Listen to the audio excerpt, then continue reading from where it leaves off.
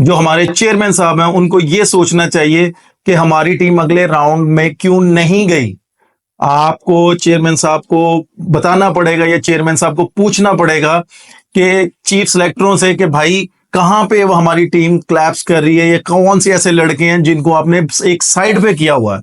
अब आप ये देखें कि 3 से 4 महीने कोई कुछ लड़के बाहर रहे हैं, घुमा फिरा के वो वापस आ गए हैं। कि वही एक बात जो मीडिया में कही जा रही थी कि भाई ग्रुपिंग हो रही है, टीम में ग्रुपिंग हो रही है, तो वो तो सामने फिर नजर आ गई। आपने बोला था कि जी हम सर्जरी करेंगे, लेकिन हमने अपनी टीम पे कम तवज्जो दी, अपने स्टेडियम्स पे ज्यादा दी।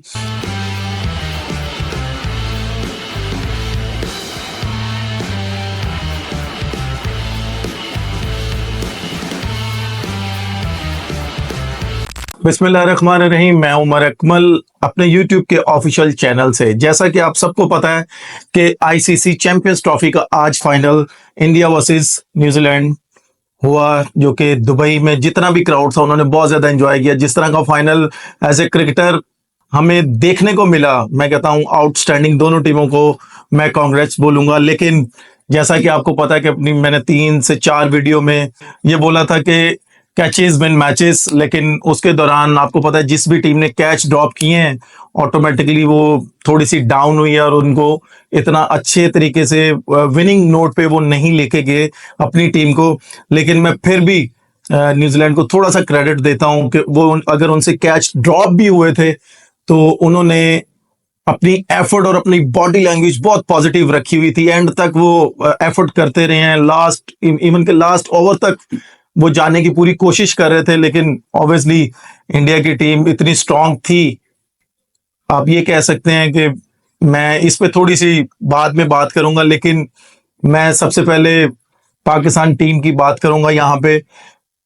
अगर आईसीसी चैंपियंस ट्रॉफी के अगले राउंड में पाकिस्तान की टीम जाती तो हमें ज्यादा खुशी होती। As a player, as a जितने भी हमारे मीडिया पर्सन है वो भी ज्यादा खुश होते। लेकिन हमने अपनी टीम पे कम तवज्जो दी, अपने स्टेडियम्स पे ज्यादा दी। और जो हमारे चेयरमैन साहब हैं उनको ये सोचना चाहिए कि हमारी टीम अगले राउंड में क्यों नहीं गई। आपको चेयरमैन साहब को बताना पड़ेगा या चेयरमैन साहब को पूछना पड़ेगा कि चीफ सेलेक्टरों से कि भाई कहां पे वो हमारी टीम क्लैप्स कर रही है, ये कौन से ऐसे लड़के हैं जिनको आपने एक साइड पे किया हुआ है। अब आप ये देखें कि 3 से 4 महीने कोई कुछ लड़के बाहर रहे हैं, घुमा फिरा के वो वापस आ गए हैं। कि वही एक बात जो मीडिया में कही जा रही थी कि भाई ग्रुपिंग हो रही है, टीम में ग्रुपिंग हो रही है, तो वो तो सामने फिर नजर आ गई। आपने बोला था कि जी हम सर्जरी करेंगे। मैं मोहसिन नकवी साहब से ये रिक्वेस्ट करूंगा कि आपने बोला था या हमारे बहुत से बंदों ने ऐसा बोला था कि हम सर्जरी करेंगे इस टूर्नामेंट के बाद। ऐसी क्या सर्जरी हुई है, मुझे जरा आप एक थोड़ा सा एक्सप्लेन कोई कर देगा तो ज्यादा अच्छा है। कि जो लड़के आपने T20 में रखे थे वो आप वनडे में ले आए, जो वनडे के लड़के थे वो आप T20 में ले आए। ये कहाँ का इंसाफ है, मुझे आप ये बताएं। कुछ लड़के ऐसे हैं जिनके अभी फर्स्ट क्लास के 15 मैच नहीं हुए, आप उनको टीम में लेके आ रहे हैं। T20 में उनका मेरा ख्याल 300 स्कोर नहीं है, आप उनको टीम में लेके आ रहे हैं। डोमेस्टिक की अपनी रीजन से वो 70 मैच खेले हुए हैं T20 के, उनके मुश्किल 50 जितने हैं वो मेरा ख्याल 5-50 नहीं है उनके, आप उनको टीम में लेके आ रहे हैं। नो डाउट सलमान अली आगा जिसको आपने T20 का कैप्टन बनाया है, मैं एज ए प्लेयर इसमें कोई दो राय नहीं है। वनडे और टेस्ट मैच का वो अच्छा प्लेयर है, लेकिन वनडे में या टेस्ट मैच में उसने बाहर की कंडीशनों में जाके कौन सा ऐसा परफॉर्म कर दिया है कि जिससे आपको बड़ी खुशी हुई हो। आपने उसको वनडे टीम का भी वाइस कप्तान बना दिया, आपने T20 का वाइस कप्तान बना दिया, अब जाके आपने उसको T20 का कप्तान बना दिया है। उसने कहां पे ऐसी कप्तानी की जितनी मैं फर्स्ट क्लास क्रिकेट खेला हूं या मेरे से जो सीनियर प्लेयर हैं वो फर्स्ट क्लास क्रिकेट खेले हैं। सलमान अली आगा को तो हमने कभी डोमेस्टिक में नहीं कप्तानी करते हुए देखा। आपने उसको उठा के स्ट्रेट अवे कप्तान बना दिया। उसका T20 में हाईएस्ट स्कोर है 32। आपने किस बेस पे उसको कप्तान बनाया है? खुदारा पाकिस्तान टीम बनाए, किसी के घर की टीम या किसी के मामे चाचे ताए की टीम ना बनाए। दो दो बंदे की जी, दो मैंने वहां से खिलाने हैं, दो वहां से खिलाने हैं, दो वहां से खिलाने हैं। हम लोग भी जब खेलते थे ना, हमारे टाइम पे ये होता था कि हम लोग पाकिस्तान की प्योरिटी फर्स्ट रखते थे और इंडिविजुअल परफॉर्मेंस हम लोग एक साइड पे करते थे। आजकल दौर ये शुरू हुआ पड़ा है कि जी हमने अपनी परफॉर्मेंस पहले रखनी है, पाकिस्तान की प्योरिटी या पाकिस्तान की जीत को हमने बाद में सोचेंगे उसका। लेकिन इस तरह ना करें, पाकिस्तान की तरफ से खेलें। आप लोगों से ये रिक्वेस्ट है, पाकिस्तान के साथ मत खेलें।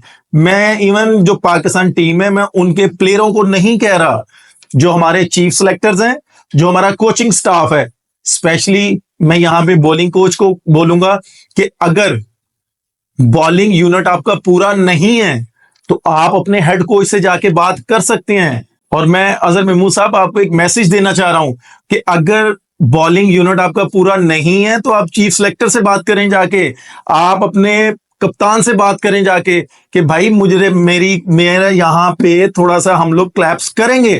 तो मैं देखता हूं कैसे वो आपकी बात नहीं मानेंगे। मेरा ख्याल है कि आप लोग ये समझ रहे होंगे कि यार मैं हर वीडियो में अजहर महमूद साहब का नाम क्यों ले रहा हूं। मैं इसलिए नाम ले रहा हूं भाई, वो इतनी देर से पाकिस्तान टीम के साथ हैं, तो अपनी राय क्यों नहीं दे रहे चीफ सेलेक्टरों को, कप्तान को। अब कोई भी बैटिंग कोच आता है तो वो आके टीवी पे एक्सप्लेन करता है कि भाई हमने इस वजह से इसको लिया या इस वजह से हमने इसको लिया, हमने इससे ये काम लेना है। तो अजहर महमूद साहब का तो अभी भी एक बयान नहीं आया। मेरे लिए ये बात करना बहुत जरूरी थी, लेकिन अब मैं जो जिस मकसद के लिए बैठा हूं उस पर मैं जरूर बात करूंगा। जैसा आपको पता है, इंडिया न्यूजीलैंड का फाइनल हुआ है। अब आप देखें, विलियमसन अगर नहीं खेला, जैसा कि आपको पता है कि न्यूजीलैंड की टीम जब आई है सामने, उन्होंने पहले 10 ओवरों में 69 रन किए, एक आउट। फिर उसके बाद आप ये कह लें 6.90 की एवरेज से वो पहले 10 ओवर खेलने, उसके बाद उन्होंने 11 to 20 32 रन किए, 2 विकेटें उन्होंने दी हैं। ये सारे स्ट्राइक्स आपने देखे होंगे। और एंड में उन्होंने 41 ओवर से लेके 50 तक उन्होंने ऑलमोस्ट 7.90 की एवरेज से स्कोर किया, जस्ट लाइक 79 स्कोर किया। तो उन्होंने बड़ा अच्छा एक टोटल दिया था। लेकिन मैं इसलिए थोड़ा सा इंडिया को फेवर देना चाह रहा था क्योंकि न्यूजीलैंड कभी दुबई जा रही थी, कभी पाकिस्तान आ रही थी, तो उनके लिए थोड़ा सा मुश्किल होगा। उनके साथ ट्रैवलिंग भी हो रही थी और वो विकेटों को समझ नहीं पा रहे थे। लेकिन मैं इंडियन टीम को वंस अगेन कॉन्ग्रेचुलेशन बोलूंगा कि उनका जो स्पिन डिपार्टमेंट है वो बहुत ही आउटस्टैंडिंग था। अगर उनके फास्ट बॉलर स्ट्रगल कर रहे थे तो उनका स्पिन डिपार्टमेंट ने फ्रंट से लीड किया, जो रोहित शर्मा चाह रहे थे। आपने देखा होगा कि जैसे चैंपियंस ट्रॉफी का फाइनल इंडिया जीती है और न्यूजीलैंड बड़ी उसने एफर्ट की है और मजा आया देखने का मैच। जिस तरह का हम फाइनल रिक्वायर्ड हमें था एज ए प्लेयर और एज ए आप कह सकते हैं तमाशाई फैंस, उन्होंने बड़ा ज्यादा एंजॉय किया इस फाइनल को। लेकिन मैं समझता हूं कि इंडिया के लिए बहुत बड़ी बात नहीं थी। इससे पहले वो हिस्ट्री में 2 दफा चैंपियंस रह चुके हैं। पहले वो सौरव गंगुली की कप्तानी में वो मैच ड्रॉ हुआ डकवर्थ लुइस पे या वो रेन की वजह से, तो दोनों टीमों को उन्होंने चैंपियंस करार दे दिया, श्रीलंका वर्सेस इंडिया। फिर उसके बाद MS धोनी की कप्तानी में ये लोग जीते। जिस तरह आपको पता है कि बड़े कूल कप्तान है MS धोनी, और उन्होंने जिस तरह की टीम बना के आगे छोड़ी टीम, और आज आपको पता है कि वो रोहित शर्मा की कप्तानी में जीते हैं। लेकिन क्या था इसके पीछे, मैं जो समझता हूं वो ये है कि इंडिया की टीम, अगर आप 2002 पे या 2002 से पहले आप देखें तो इंडिया की टीम किसी भी टीम से खेलते हुए बहुत सी घबराती थी कि हम लोग ये मैच कैसे विन करेंगे।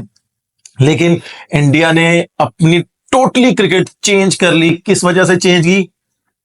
इंडियन क्रिकेट बोर्ड में कुछ लोग ऐसे आए जो इंडिया को ऊपर देखना चाह रहे थे।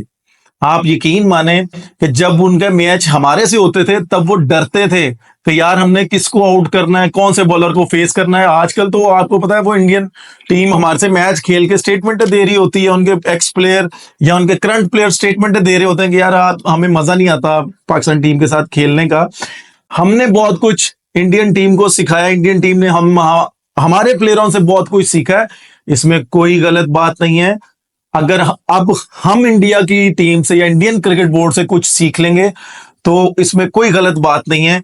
इंडियन क्रिकेट बोर्ड में कुछ लोग ऐसे हैं जो कि इंडिया के साथ सिंसियर हैं, अपनी टीम के साथ सिंसियर हैं, अपने मुल्क के साथ सिंसियर हैं, कि उन्होंने अपनी टीम को एक ट्रैक पे लेके आए हैं। वो ट्रैक पे ये नहीं लेके आए, वो ग्रुपिंग करके नहीं लेके आए, वो उन्होंने कोई ऊपर से प्लेयर नहीं उतारे, उन्होंने अपने प्लेयरों को इस तरीके से डेवलप किया है जो कि आपकी नजर में भी है। उन्होंने अपना बेंच स्ट्रेंथ स्ट्रांग की है। आपने देखा होगा कि हर मैच में उनके करंट प्लेयर जो T20 खेल रहे होते हैं, जो टेस्ट मैच खेल रहे होते हैं, जो आईपीएल के प्लेयर्स हैं, वो हर मैच में इंडिया को सपोर्ट करने के लिए आए थे और वो करंट खेल चुके हैं इंडिया की तरफ से। तो यहां से पता चलता है कि भाई अपना जब तक आप बेंच स्ट्रांग नहीं करेंगे तो आपका हाल इसी तरह होता रहेगा। उनके पूरे कोचिंग स्टाफ को मुबारक देता हूं कि उन्होंने आउटस्टैंडिंग थ्रू आउट क्रिकेट खेली। वो इसलिए खेली कि वो एक ही ग्राउंड में खेले, उनको पता था कि भाई यहां पे विकेट कैसा बिहेवियर करेगी, उन्होंने उस तरीके से वो लेके चले हैं। अगर आप ये देखा जाए तो इंडियन टीम भी पहले 3 फास्ट बॉलरों के साथ जा रही थी, उन्होंने अपना एक फास्ट बॉलर को रेस्ट करवाया, पांड्या से नया ओवर करवाया, अपने 4 स्पिनरों के साथ वो गए हैं। तो उन्होंने ये चीजें सब उनके दिमाग में थी। तो भाई मेरा मेरा खुदा के लिए मेरी रिक्वेस्ट है पाकिस्तान क्रिकेट बोर्ड से कि अब आपने अगर इंडिया से सीख लेंगे या दूसरी टीमों से सीख लेंगे तो इसमें आपकी शान में कोई फर्क नहीं पड़ेगा। आप यहां से अंदाजा लगा लें कि यार आप इनसे कुछ सीख लें। आपने वनडे टूर्नामेंट खेलना था आईसीसी का, तो आपने T20 कप करवा दिया। अब आप T20 की टीम अनाउंस की है, आपने इससे पहले वनडे क्रिकेट खेली है, आपका अपना होमवर्क ही पूरा नहीं है। हमारी जो मैनेजमेंट ऊपर बैठी हुई है, खुदा का नाम है भाई, बार बार कह रहा हूं, प्लेयरों का कसूर नहीं है, उस मैनेजमेंट को पकड़ें। मैं स्पेशली रिक्वेस्ट करता हूं अपने चेयरमैन साहब से, मोहसिन नकवी साहब, आप प्लीज उन लोगों को पकड़ें जो पाकिस्तान के साथ खेल रहे हैं, जो इन लोगों के साथ मिले हुए हैं कि यार हमने ये इस तरह करना है। कि आपके सामने इतनी बड़ी बड़ी मिसालें हैं। आपने T20 की टीम क्या अनाउंस की है, यहां पे आप क्या होम कंडीशन थी, यहां पे आपने एक स्पिनर अनाउंस किया है। आप न्यूजीलैंड खेलने जा रहे हो यार, आप 4 स्पिनर लेके जा रहे हो, ये कहां का असूल है? मुझे आप खुद बताएं। वहां पे तो आप 2 स्पिनर भी ले जाते तो आपके लिए इनफ थे, वहां पे आप फास्ट बॉलर लेके जाते, वहां पे आप ऑलराउंडर्स लेके जाते। अब आप वही काम कर रहे हैं कि जो आपने चैंपियंस ट्रॉफी में किया, जो उससे पीछे किया कि अच्छा भाई एक जो लड़कों का ग्रुप बना हुआ था, आपने कुछ लड़के जरा हाईलाइट हो गए थे, आपने उनको जरा एक तरफ से साइड पे कर दिया, डोमेस्टिक में उनसे परफॉर्म नहीं हुई, कुछ नहीं हुआ, उठा के आप उनको सामने ले आए हैं, ठीक है। फिर आपने वनडे के लड़के T20 के लड़के आपने वनडे में डाल के आप कहां से बता रहे हैं कि यार हमने बहुत सी सर्जरी कर दी है। कौन सी आपने सर्जरी की है, मेरी समझ में तो नहीं आया। आपने कामरान गुलाम को बाहर बैठा हुआ चैंपियंस ट्रॉफी में, उसको आपने बाहर से बाहर कर दिया। अगर आपने सर्जरी करनी थी तो फिर करते ना आप लोग सीनियर प्लेयरों पे। आज मैं क्यों कह रहा हूं कि इंडिया ने फ्रंट से लीड किया। आपने गौतम का एक स्टेटमेंट सुना होगा कि उसने बोला कि हम एक पॉजिटिव मैसेज देते हैं अपने ड्रेसिंग रूम में और उसको लीड करता है हमारा कैप्टन या हमारे सीनियर प्लेयर। मैं एज ए कैप्टन को एक साइड पे रखता हूं। आज फाइनल के मैच में आप मुझे एक चीज बताएं कि Rohit Sharma as a senior player, में कैप्टन वो बाद में है, एज ए सीनियर प्लेयर उसने कैसी बैटिंग की है।